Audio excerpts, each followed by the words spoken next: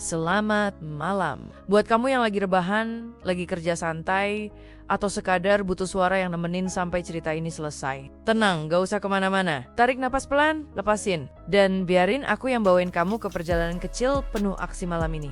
Karena kadang kita bukan cuma butuh tontonan yang seru, kita butuh cerita yang bisa ngebawa perasaan kita ikut bergerak. Cerita yang bukan cuma nunjukin pertarungan, tapi juga hati yang lagi berjuang di baliknya. Dan malam ini, kita masuk ke dunia anime action, tapi dengan cara yang lebih hangat, lebih pribadi, dan semoga bisa bikin kamu betah ngedengerin sampai akhir.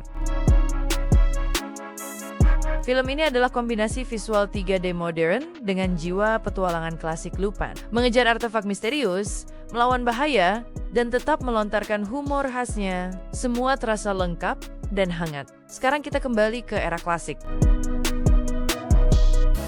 Film yang udah lama, tapi rasanya nggak pernah ketinggalan. Lupin ketiga masuk ke kerajaan kecil bernama Cagliostro. Don Darizana, petualangan penuh kejar-kejaran, misteri, dan humor khas Lupin langsung ngalir. Clarice, gadis yang ia temui, bikin film ini punya hati. Lupin dengan segala ketangkasan dan nakalnya justru menunjukkan sisi paling manusiawinya di sini. Kadang, cerita lama itu justru punya aroma yang bikin rindu.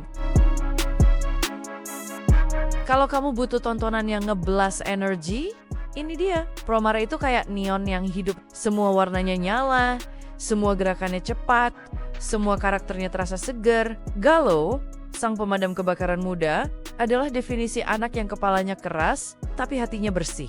Pertarungannya melawan Burnish bukan cuma soal menang atau kalah, tapi soal nyari tahu apa itu benar. Film ini ringan, lucu, tapi tetap punya napas aksi yang bikin kamu nggak bisa merem. Lloyd, Yor, dan Anya kembali dengan misi baru. Tapi misi keluarga mereka jauh lebih lucu daripada berbahaya. Ada aksi? Iya. Ada komedi? Jelas. Tapi yang paling nempel adalah bagaimana mereka tanpa sadar saling menjaga.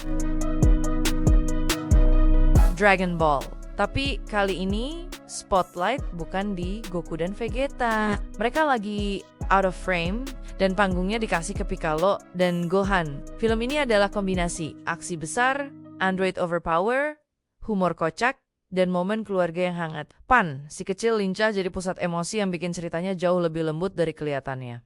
Ini kayak reminder bahwa jadi pahlawan tuh bukan cuma soal kekuatan, tapi soal siapa yang kamu lindungi. Selanjutnya, dunia para hero. Your Next nunjukin bahwa harapan itu rapuh. Masyarakat mulai ragu pada para pahlawan. Dan di tengah kekacauan itu, Deku dan teman-temannya harus tetap berdiri. Ada aksi? Jelas. Ada komedi ringan. Tapi yang paling kuat adalah perjuangan karakter-karakternya menghadapi rasa takut mereka sendiri. Kalau kamu butuh cerita yang berat, pelan, tapi ngena, ini dia. Ghost in the Shell adalah perjalanan menemukan apa itu diri. Motoko cyborg yang kelihatannya kuat sebenarnya lagi mempertanyakan apa yang tersisa dari dirinya sebagai manusia. Aksi futuristiknya cuma jembatan. Yang lebih besar adalah percakapan hati yang sunyi. Sekarang kita masuk ke dunia petualangan yang penuh warna, tapi kali ini ada nada sedih di balik musiknya. One Piece Film Red membawa kita ke kisah Uta penyanyi, diva, tapi juga seseorang yang nyimpen rasa kecewa yang besar. Buat Luffy, Uta bukan cuma teman masa kecil. Dia adalah bagian dari sejarahnya yang paling lembut. Film ini memang penuh lagu dan tontonan cerah. Tapi kalau kamu dengerin baik-baik, ada rasa kesepian yang halus banget di balik senyum Uta. Don Shanks, dia muncul dengan aura khasnya, tenang, bijak, dan berat di waktu yang sama.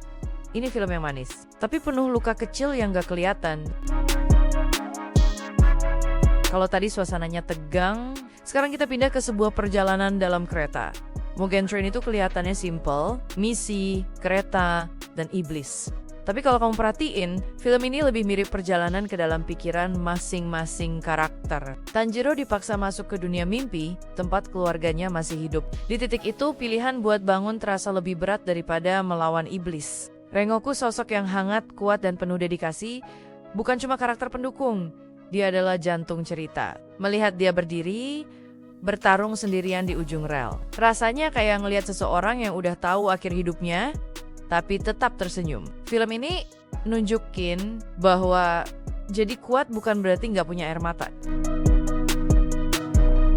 Sekarang kita masuk ke dunia yang nggak ngasih jeda. Di sini, suara pedang dan detak jantung kayak nyatu. Infinity Castle bukan cuma puncak dari perjalanan panjang Tanjiro dan para Hashira. Ini adalah bagian di mana semua karakter diuji sampai batas terdalam mereka. Kastil yang terus bergerak, labirin yang gak pernah statis, musuh yang makin kejam. Tapi di tengah semua kekacauan itu, selalu ada momen kecil. Momen ketika karakter saling percaya, saling menahan rasa takut, dan tetap maju. Karena kalau mereka berhenti, gak ada lagi yang bisa menyelamatkan siapapun. Tapi yang bikin film ini beda adalah bagaimana setiap pertarungan punya rasa, luka, dan konsekuensi. Masih dari dunia aksi yang intens, kita turun sedikit ke suasana yang lebih emosional. Jujutsu Kaisen 0 tuh bukan cuma soal energi kutukan, pertarungan cepet, atau karakter yang overpower. Cerita ini jalan dari sesuatu yang sederhana, yaitu kehilangan. Yuta, anak yang kelihatan biasa aja, ternyata nyimpen beban besar. Dia dihantui cinta masa kecil yang berubah jadi kutukan. Bukan karena benci, tapi karena janji yang terlalu kuat. Di bawah bimbingan Gojo, Yuta bukan cuma belajar bertarung, dia belajar memaafkan diri sendiri. Belajar berdiri, meski masa lalu masih ngikutin kayak bayangan gelap di belakangnya. Dan di balik aksi seru, ada momen hangat, pelan, yang bikin film ini gampang banget masuk ke hati.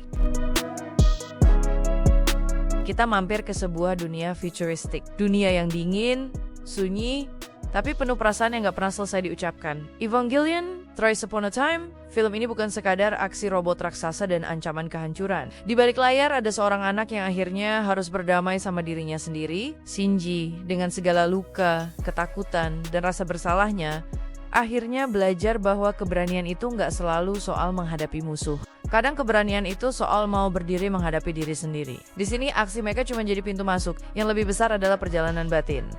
Hubungan Shinji, Asuka, dan Rei. Semua punya caranya sendiri buat tumbuh.